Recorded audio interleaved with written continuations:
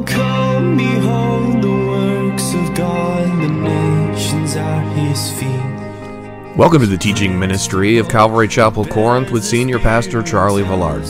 We're an expositional teaching church with a mission to comfort those in any affliction with the comfort in which we ourselves have been comforted by God. We're glad to have you join us today, so let's open up our Bibles and begin our verse-by-verse study in God's Word.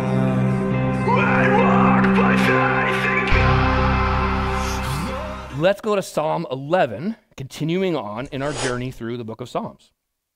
And I was thinking about this as I kind of start to study, I'm like, maybe I should have broken up the Psalms a little bit because sometimes they're kind of depressing. Like when you're reading through, it's not like a bad thing because there are times in lives where we're that way, right? We're depressed or we're sad. We don't hear from God or, persecutions upon us, whether it be from a religious standpoint, our faith or, persecution of who we are as people.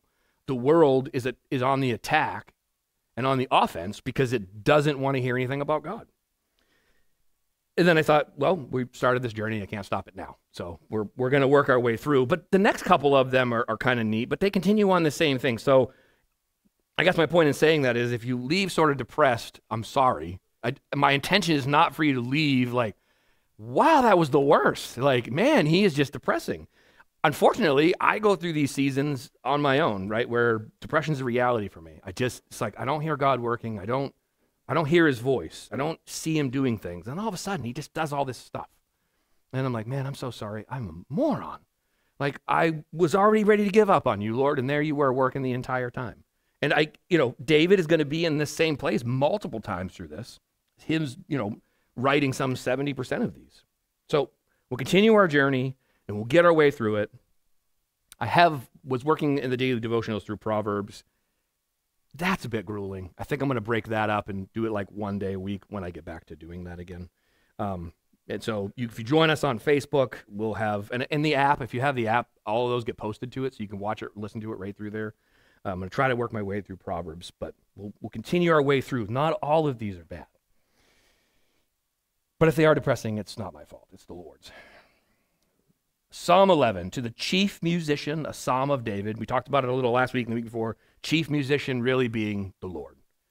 He says in verse 1, "In the Lord I put my trust. How can you say to my soul, flee as a bird to your mountain? For look, the wicked bend their bow. They make ready their arrow on the string, that they may shoot secretly at the upright in heart. If the foundations are destroyed, what can the righteous do? The Lord is in his holy temple. The Lord's throne is in heaven. His eyes behold, his eyelids test the sons of men. The Lord tests the righteous. But the wicked and the one who loves violence, his soul hates. Upon the wicked he will rain coals, fire, and brimstone, and a burning wind shall be the portion of their cup. For the Lord is righteous. He loves righteousness. His countenance beholds the upright." So a lot of these Psalms were written in David's trials and his struggles, right? On the run from persecution from Saul the king who wants to kill him, sometimes alone, sometimes with a group of his army. David's mighty men, were with him at times, lived in caves. We don't really have that problem. I guess the closest thing for us would be as if, we lost everything because of our belief system. Right? If they took away our home, they took away our car, took away our money, we live on the streets or we run from place to place. But he kicks off this psalm with a statement. "In the Lord I put my trust. How can you say to my soul?" He is responding to his friends that are trying to give him counsel. Right? They're saying, hey, you're on the run, you're fearing for your life. Why don't you just flee to the mountain and get away from all of this? He says, "Flee as a bird to your mountain, for look, the wicked bend their bow. They make ready their arrow on the string, that they may shoot secretly at the upright in heart. If the foundation are destroyed, what can the righteous do?"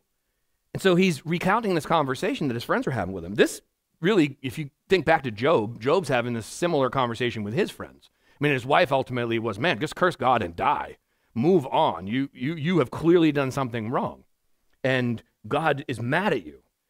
And his friends, though I believe his friends are loving in this point, right? David's friends are saying, hey, look, you're under all this persecution, and they're trying to give what they would consider wise counsel, but it's unbiblical counsel, right? They're not saying it from a godly standpoint. They're saying, hey, why don't you just go up to your mountain, get out of here, flee away from all of this? Why stand in the face of this? And they even point out the wicked that bend their bow, they make ready their arrows, that they shoot the upright in heart. So they see David as a good, godly guy, and that his pure heart for the Lord is that he wants to honor him. And they're saying, like, hey, we love you. Get out of here. Just go and flee from here. And I think, a good lesson in that is that when we're struggling, we have to be careful who we get counsel from. I think we talked about it a few Psalms ago, maybe, and we'll talk about it a billion times, but your friend who doesn't believe in God isn't the wisest person to get counsel from. Maybe they are a phenomenal whiz at math and finances. And if you're going for financial advice, that's great. But if they don't believe in God, they're not going to ever understand what God might be calling you to do. And furthermore, there are times where even good, biblical, solid believers that are giving you counsel might still be giving you counsel against what God has for you. How do we really know the difference? That's where it becomes important to remain in God's word that God can speak to us, and to remain in prayer with him that God speaks to us. You may come and you may ask me for some advice, and in my head, here's the process. Oh man, I'm so underqualified. I hope you're not coming to me to ask me for any advice. Nope, there's the advice you're asking me for. And now, Lord, what do I do? Because I don't know what to tell them. I don't even know if I've been through this situation. I'm in an instant praying this stuff, going, okay, Lord, be with me, fill me with your spirit. How do I give them counsel? What do I say? And a lot of times I'll go, okay, here's my first thing that comes to me, right? And sort of praying real fast. Here's what I'm thinking. I might ask some questions, but I might just go, logically, biblically, kind of makes sense. This is what God would call us to do. Maybe this is what God's calling you to do. A lot of times in my head, what I'm praying is please, Lord, don't let me give them any advice that contradicts what you're doing. Much like our children, right? There's a time and a place where your kids are going to do something and you're going to go, hey, I can't step in on that and save you. God is working through you in something, and he wants you to learn this lesson and to see what he's doing. He wants you to trust in him. And that's kind of a balance. As a person who I want to give counsel. I love that. I love working through the Bible and seeing how God's working in your life. It's terrifying because I don't want to give you the wrong counsel. That's really me not trusting in God and me going, am I just giving you my own logic? Because my job outside of here is to solve problems all day long. That's what people come to me. Hey, this is broken. What do I do? I don't know. I was right in the middle of something when you barged in and just started talking. I didn't catch the first half of what you said. What were you saying? And generally that's time for me to, I did hear you. I'm just taking time to think now about what you're saying so I can hopefully come up with something. And, a lot of my answers are off experience and logic. Like, okay, if we're troubleshooting, let's go back. When did it break? Well, when did it work well? What's happened in between? I may not have that when you're giving biblical counsel. So I guess the point is that we should be very careful about the counsel we get and take it, right? We should value it and then take it to the Lord. And Lord, this is what they gave. Is this what I should do with this? Is this where you're leading me? If you're leading me, give me a sign of some sort, right? The Gideon's fleece, putting it out there. Well, I'll put this out there, and if you do this, then I'll take it as a yes. And if you don't, then I'll take it as a no. I don't really love that because it's a challenge to the Lord to answer. And what if he doesn't? He was like, I was just waiting for you to make an answer. Like, I already told you what I wanted you to do. But in this, even the most loving people may give you counsel that's not what God's doing in your life. So we really, really need to seek the Lord in all counsel that we get and say, Lord, is this where you're leading me? I want to be in your will, Lord. I want you to do it. I want to trust you. I want to rely on you. And David's response here in verse 4 is, what can the righteous do? The Lord is in his holy temple. The Lord's throne is in heaven. You'll often hear me quote or say when something's going on, God's still on the throne. come straight out of that, right? What I'm doing is trying to remind you, and really probably myself, that when God sits on his throne, he's not worried, he's not anxious, he's not upset, he's not sitting there going, oh man, this guy Charlie, he is a bonehead. I don't know what to do with him. He's thrown me for a loop, right? It actually says that he sits and he laughs. And it's not an evil, maniacal laugh. He's like, the world's not going to win at this, right? I'm still in control. Everything passes by me. We see this again back in Job. At the beginning of Job, let's actually jump back there real fast. Let's see if I can get there quick. I hadn't intended to go back there, but Job. It's really only half a book back. In verse, let's pick up in. So the first 4 or 5 verses are this sort of accounting of Job, right? All the things he has, all the prosperous things that have happened, all the oxen, all the animals, this family. It says, for Job said, it may be that the sons have sinned and cursed God in their hearts. This Job did regularly. So in verse 6 it says, now there was a day when the sons of God came to present themselves to the Lord, and Satan also came among them. Another time we see this, the sons of God. We see it in Genesis chapter 6. The sons of God became, well, I'll try to say this nicely. They knew the daughters of men, right? These demons had children with the daughters of men. So these angels that fell, these demons had kids. We get the Philistines out of this that will today still is part of Palestine. It messed everything up. But these sons of God, they now go and present themselves before God. So we think like, what, does Satan have access to God? Yes. Yeah, he has access to God's throne room. And it says, and Satan also came among them. And the Lord said to Satan, from where do you come? And Satan said, for the answer to the Lord, from going to and fro on the earth and from walking back and forth on it. I imagine there's an arrogance to that statement. What do you mean, where have I been? Like, I walk around the world. I walk to and fro, looking around. Which really, by his own words, we get that the enemy is a liar. He only comes to lie, kill, and destroy, and he's like a lion prowling around to devour us. So he, by his own words, says that's what he does. He walks around. And then the Lord said to Satan, have you considered my servant Job, that there is none like him on the earth, and blameless and an upright man, one who fears God and shuns evil? And so Satan answered and said, does Job fear God for nothing? Have you not made a hedge around him, around his household, and all around that he has on every side? You have blessed the work of his hands, and his possessions have increased in the land. But now stretch out your hand and touch all that he has, and he will surely curse you to your face. It's interesting. The enemy rattles off all that Job has. He's clearly been watching Job. We can go back to the Psalm. But I bring that up because all the things that go on in our lives, God knows what's going on. And likely is allowing orchestration of some things that even difficult, he's using. We go back to the life of Joseph in Genesis. Joseph said to his brothers, what you meant for evil, God meant for good. Yeah, you sold me into slavery. You left me for dead. I'm your brother. But God used all of that for a good thing. And there are many times that in our lives as we struggle and we look around saying like, man, what's going on? What do we do? It's in a way a lack of trust in God, right? And it shows in some ways a lack of faith in God.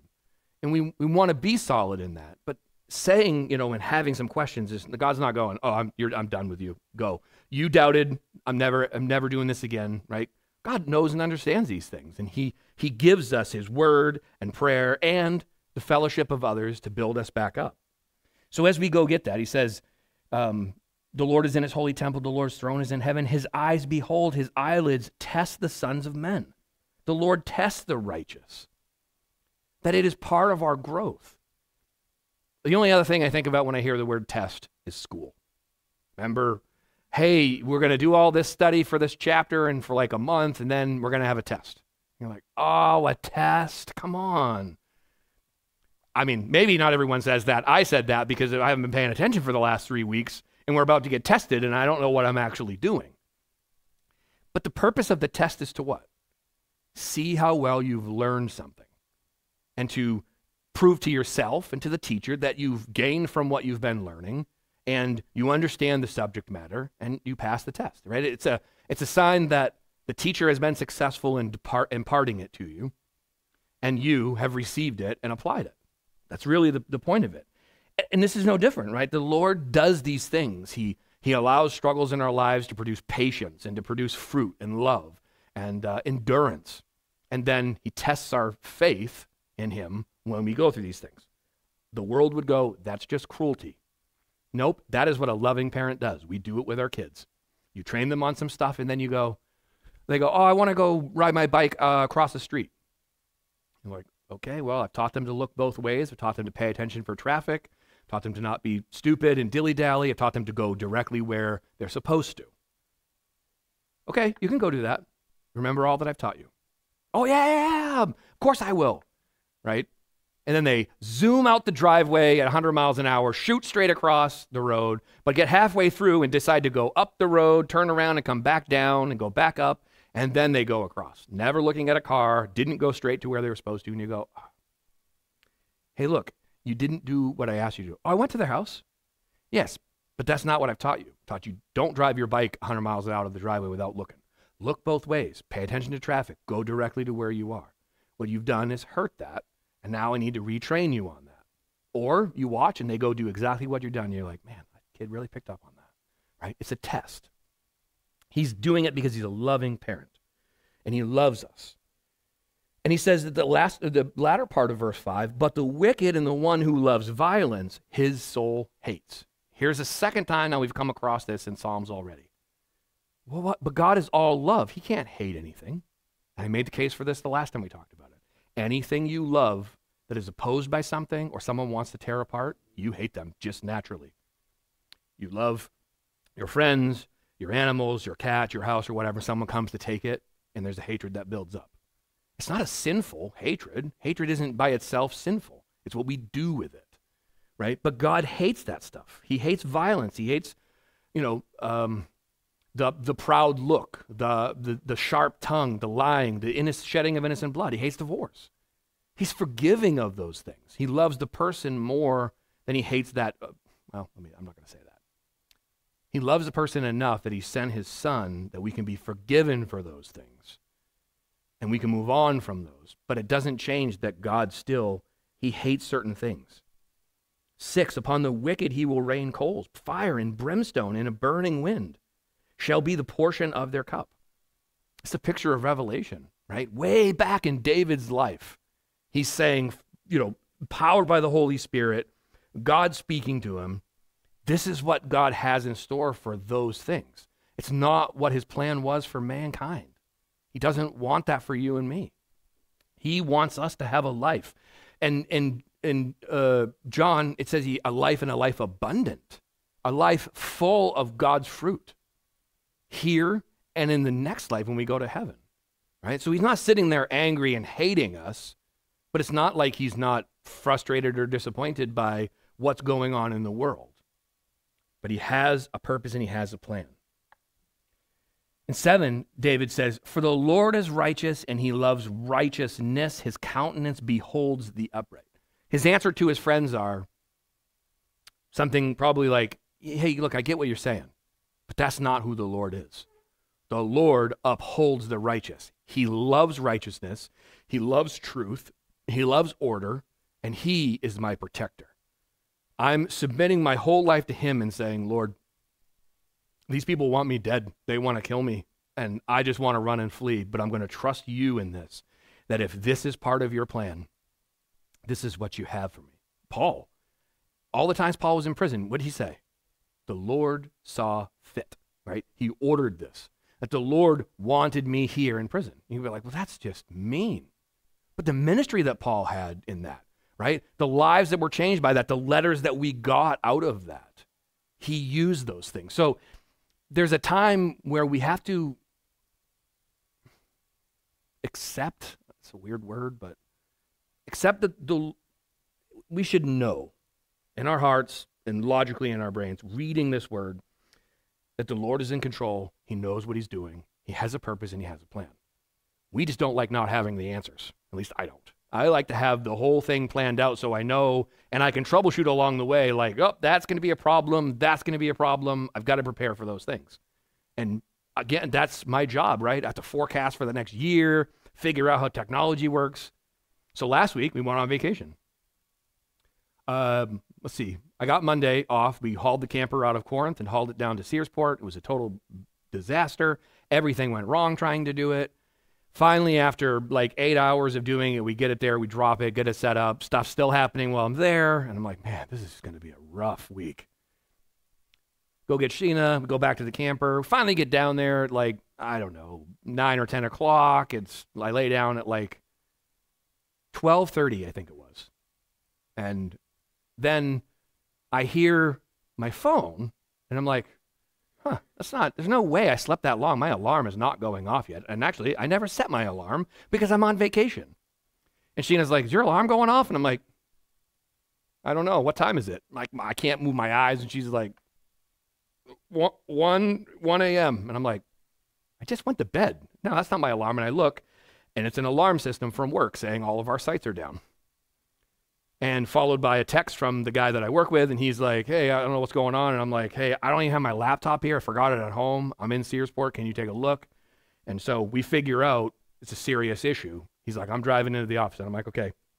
I'm making a call out to a group that helps us, SJ Rollins. I'm talking with them on the phone. I'm trying not to get up and drive back to Bangor.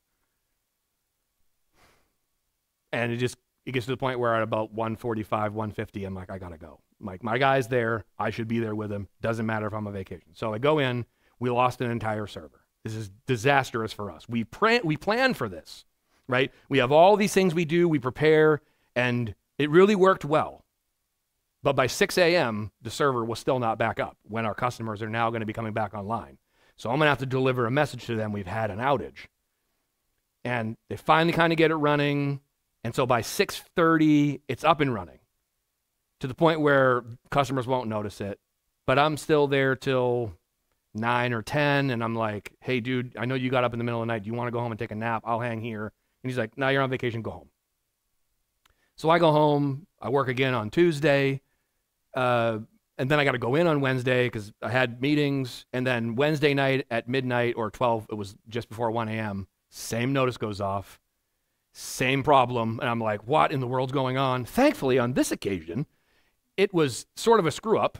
It was a monthly restart of a server, and some of the stuff we had done didn't come back up. So it was a quick fix, 45 minutes.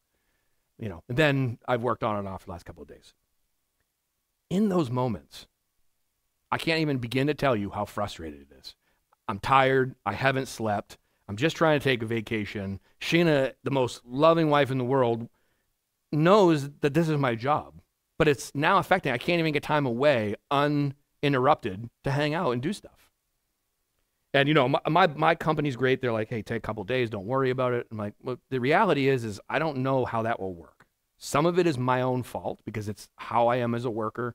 I always want to know. I'm always checking my email. And some of that I can look and go, I see why God did that. We're about to go through our yearly audits. But a better way to explain to them how our disaster recovery works than to have a near disaster and to come back from it, right? The things that we've put in place and also the lessons that we learned in that, I can't count those as anything but gold because we also realize like, hey, next time we could do this and we could be back up faster, right? It's this process. But I have to trust that the processes that we've built, the things that we've went through, if I follow it and I trust it, the things will work out the way that they should. It's what we've planned and prepared for. The Lord's no different in that. He has a process. He has a plan for you. He knows what's going to happen in your life. And when you go to it and you're frustrated going, okay, Lord, I literally can't do anything. He's like, hey, I got this. I'm on my throne. I'm not concerned. I know what's happening. You got to trust me on this one. He loves righteousness. Now, if we have been unrighteous or we've sinned, we're running from it and we're hiding it, that's what we got to take back to him. Lord, save me from this. If I have done something that has caused this, Lord, forgive me, help me. And David said this in the last psalm or two, right? If I've done this, let me know so I can make it right. If I haven't, I'm going to trust you that you will uphold me because you love the righteous. Psalm 12. Continue on to the chief musician. This particular instructions in this psalm, this song would have been, it's on an 8-stringed harp. Help, Lord, for the godly man ceases, for the faithful disappear from among the sons of men. They speak idly, everyone, with his neighbor, with flattering lips and his double heart they speak. May the Lord cut off all flattering lips and tongues that speaks proud things, who have said with our tongue, we will prevail, our lips are our own. Who is Lord over us? For the oppression of the poor, for the sighting of the needy, now I will arise, says the Lord. I will set him in the safety for which he yearns. The words of the Lord are pure words, like silver tried in a furnace of earth, purified 7 times. You shall keep them, O Lord. You shall preserve them from this generation forever. The wicked prowl on every side when vileness is exalted among the sons of men. It's probably as far as we'll get psalm-wise. David continuing on in this, right? And his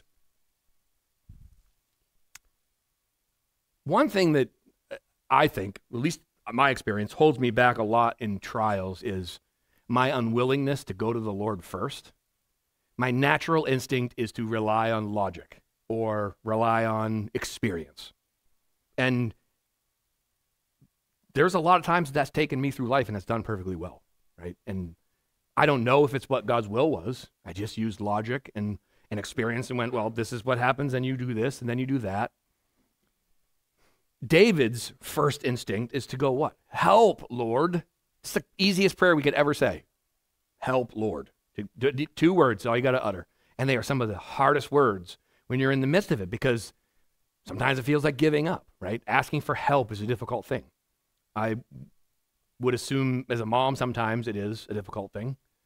And probably with husbands, it's sometimes more difficult because you're like, if I ask him, he's probably not going to do it right now, and he ain't really done right now. He's probably going to go do it like half the way he should. I could have used a different phrase, I suppose, but half of what he should. You get half effort, half-hearted. Remember we talked about it last week. Wholehearted or half-hearted. Sometimes it's hard to ask for help because of our own pride, right? We've been raised in a way that you don't ask for help. That's a self-made person sort of attitude. And it's a dangerous one because it's a life that has a very difficult time seeing God work because everything is attributed back to, I worked hard, I did this.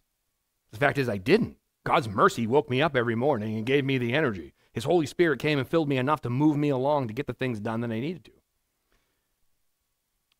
But if we learn anything from David in any of these Psalms, is 1, his willingness to go to the Lord, and 2, his willingness to ask for help first. Help me, Lord. For the godly man ceases. He's like, where are the godly people?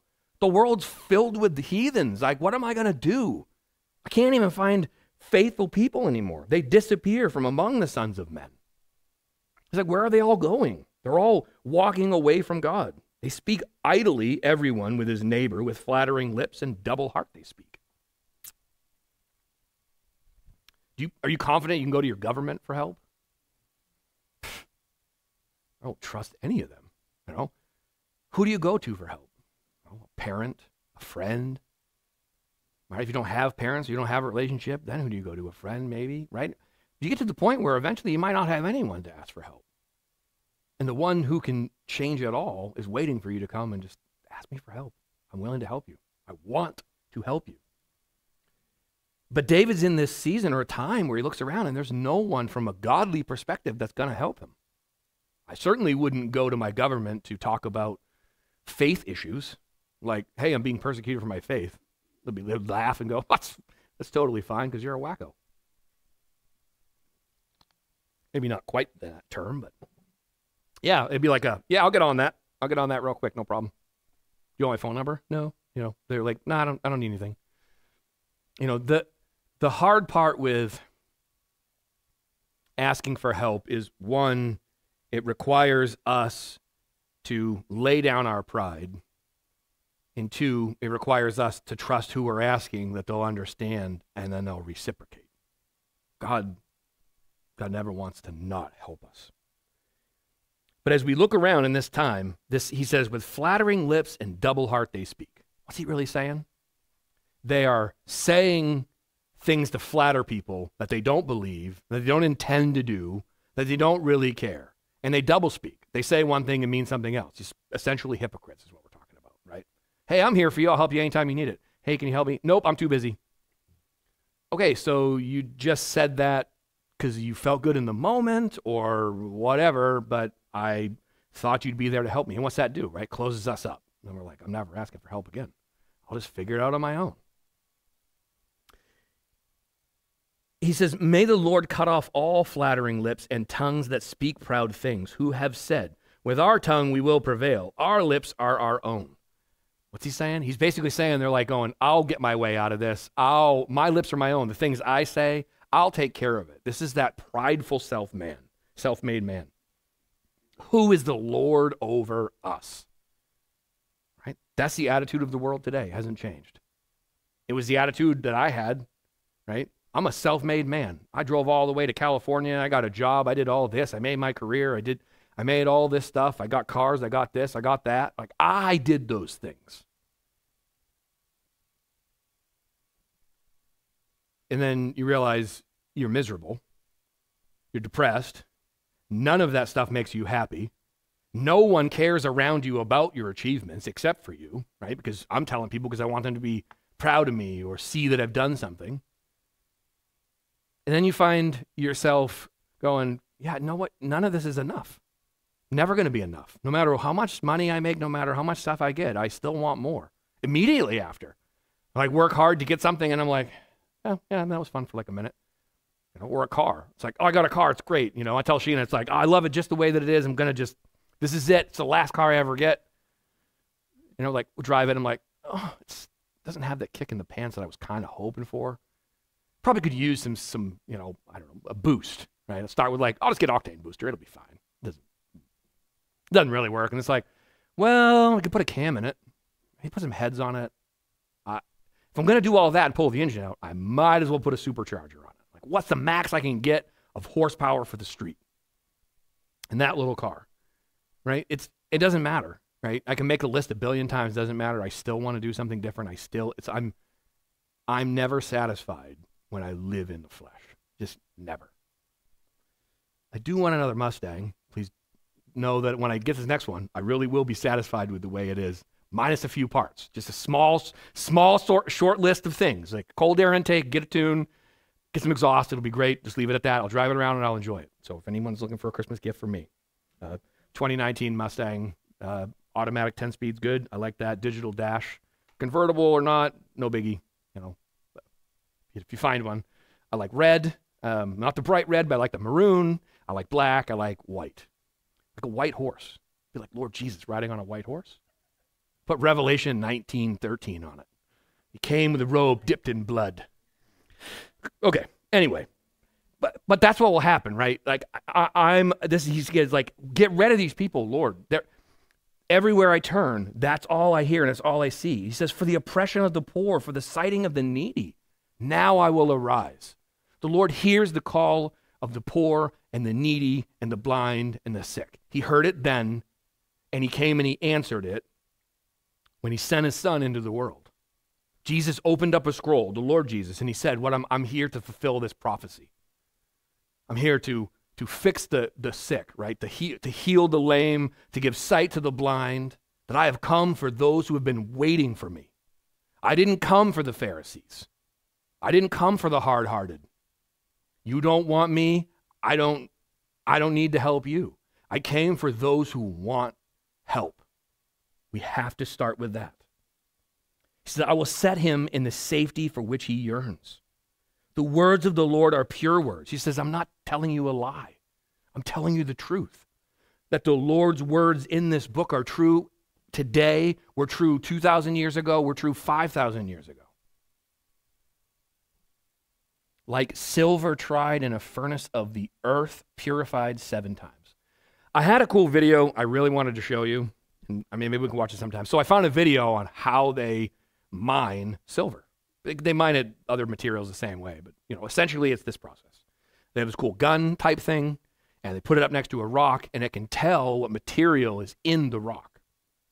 And they find something where materials are strong, right? And it's not this giant ball of silver in there. It's minuscule type little beads of it or particles of it. And then they drill a hole, stick dynamite in there, and they blast it out. Fill up a big rig truck full of it, bring it to an ore processing facility. And they dump it in, and it goes through this process where it crushes the rock more and more and more and more until it brings it down to this sort of little small rock. And then they grind it to powder.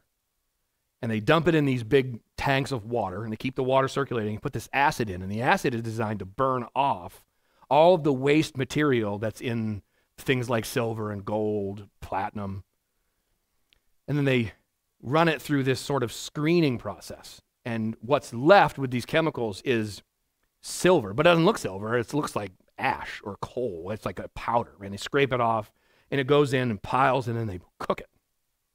And when they cook it, they're drying it out, and then ultimately they use another process to separate or to harden sort of that up. And what they do is when they heat it up and they cook it till it's like molten, all of the waste will come to the top of it. So they've got this molten material, and they're kind of just skimming off all of this gross waste. And they let that cool, and then basically you have what would be considered a silver block. But it's not totally pure. Then it has to sort of be refined, right? So they've worked hard to get this block of material, but it's really not in its form yet. So they take that and they melt it down. They use more chemicals, and they actually kind of can use this cool cone shape. It's a reverse cone, and what it will do is it bubbles up all of the bad material to the top, and it will literally collect. And they can pop off this little top nugget, and then they have what looks to be a silver, what we would consider a silver block. Still not pure. Still can be refined more. Put it back in, melt it again. They keep doing this process. This is what the Lord does to us. It's his process for us. He keeps turning up the heat, and he cooks off all of the junk that's left, brings it back, and then we're sort of in this more refined state. But he loves us so much that he'll continue to purify us. And he says, what? 7 times. The part I'm talking about where they get that is like 1 time. Right? You can imagine going back 7 times, melting all this to the point where you get this bright, shiny gem of a, not gem, but, material. And its value, every time you purify it, becomes more and more and more. God sees us as valuable things that he would put us through all of that, or allow these things to occur.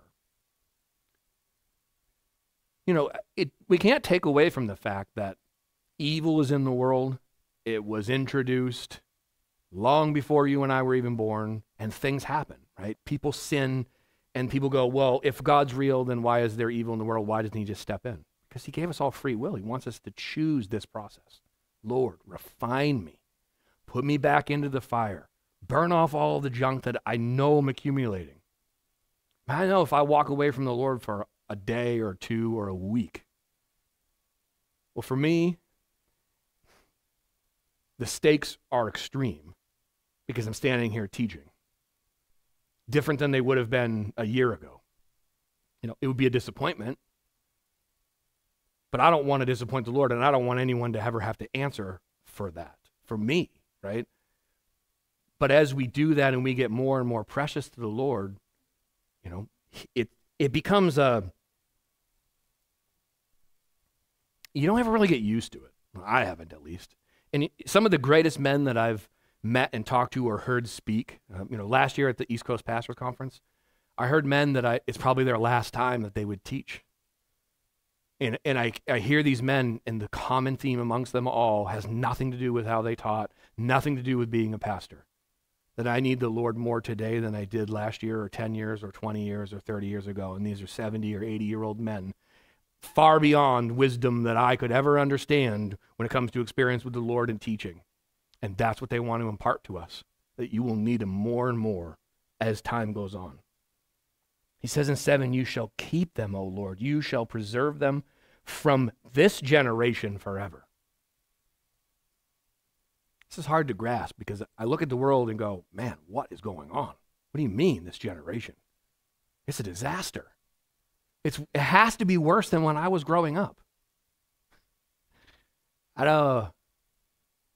You guys ever watch the Dad Bod Veteran? Ever seen him on social media?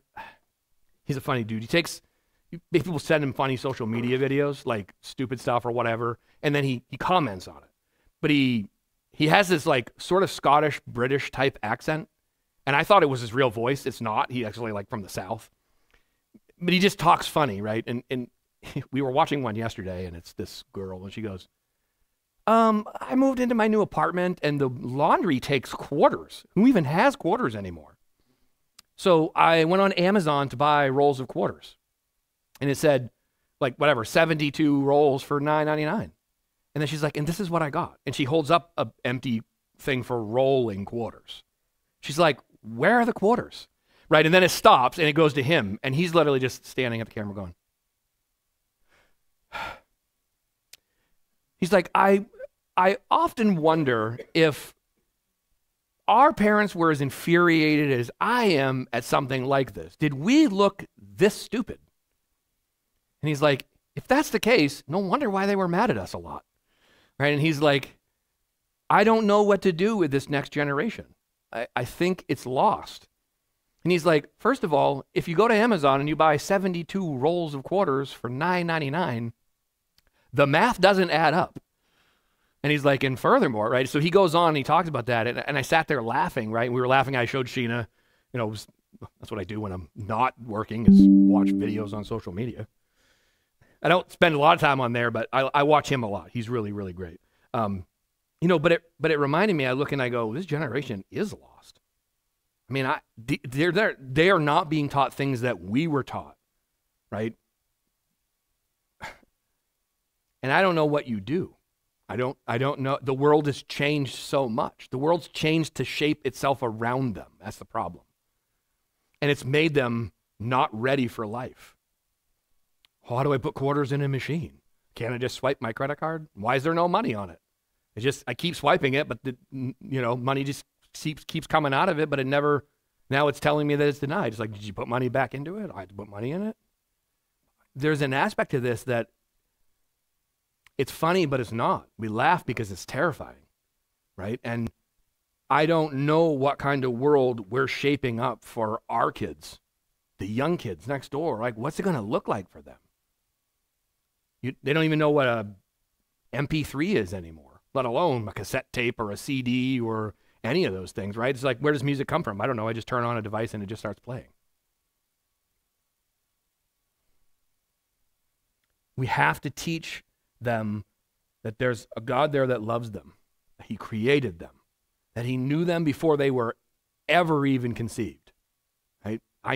For I have plans for you, for I love you, I have plans for you, but for good and for hope. The world's not filled with good and hope, and really never has been. We always would like to think that, but it's not. The wicked prowl on every side, when vileness is exalted among the sons of men. Vileness today is exalted. It's called good today. It's called right. People look and go, it's legal, it's fine. Marijuana. Driving around today is maddening. I like cruising around my windows open. Really usually doesn't matter what time of year it is, even if it's cold. Well, I had this sort of irrational fear that I'll go off a road somewhere on a bridge and I'll go into the water. And I always heard if your windows are rolled up, then you can't really break the window because of all the pressure. So usually carry around a little hammer with a pick, or I ride with my window cracked just in case. You can't ride anywhere and not smell marijuana. It's gross to me. There's an aspect to it that's memorable, and it's our years of watching concerts. I can smell garlic fries and pot. And it's like, oh man, we are at a concert. It's terrible. I smell like it when I leave, and I don't even smoke pot. And people go, it's right now. It's totally fine. It's right. Why? Because it's legal. That's not why they legislated it. The government legislated it so they can have money. It's not good and right. It messes with your brain. Alcohol does the same thing. Smoking, all that stuff messes with your body, right? Yes, it's legal, but it doesn't mean it's good for you, and it doesn't mean it's right. And that's what the world fights for. If I can change it to make it legal, it makes it right. don't know what kind of world we leave for our kids.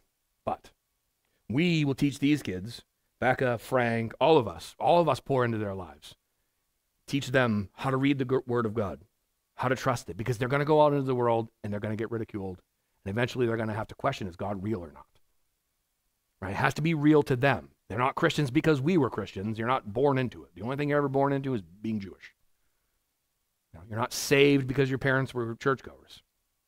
These lies that the world perpetuates. The wicked prowl on every side. When we leave these doors, the wicked is out there.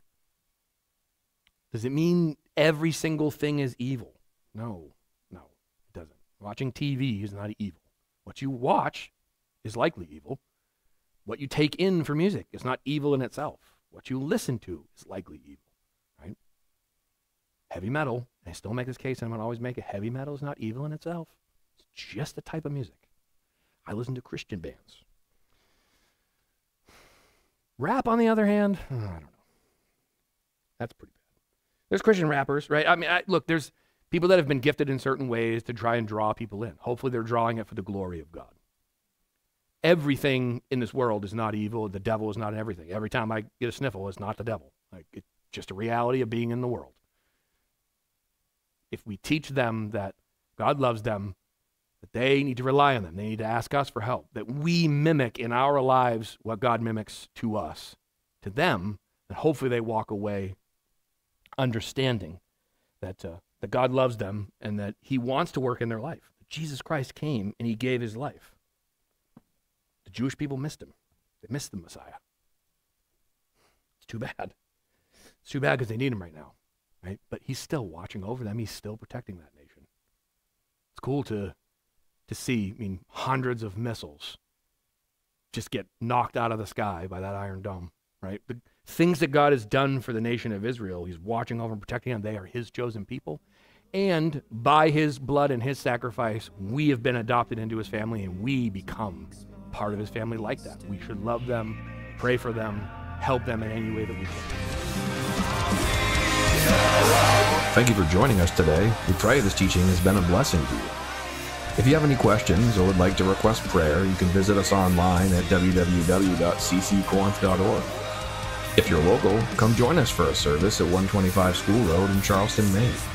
We want to remind you that the weapons of our warfare are not carnal, but mighty in God. Remain armored up, and until next time, grace and peace.